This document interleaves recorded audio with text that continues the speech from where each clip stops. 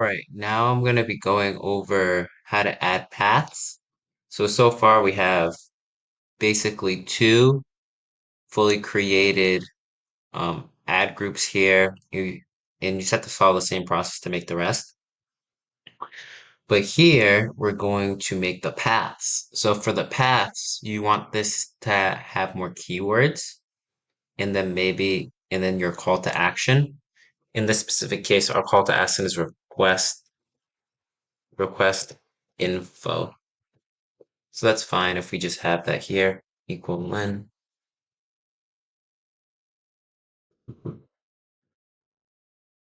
And that will be this. So request info is one of the paths. And then the other path is we just grab the ad group here. We paste it. And we want two things here. We want to do equals lower.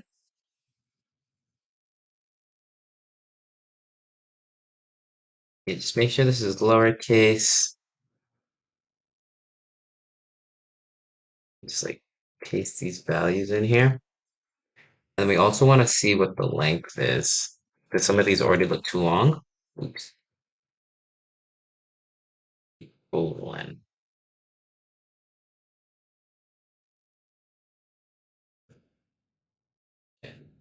Okay. So a few of these are too long. So I'll just like remove this.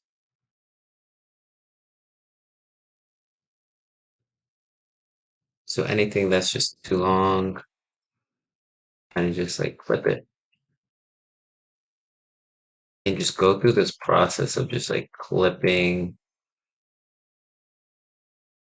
these so that they actually fit. So it looks like coding for teen request info. So I think that's a good start here.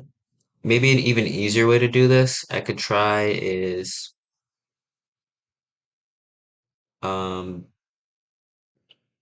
uh, data, split text to columns.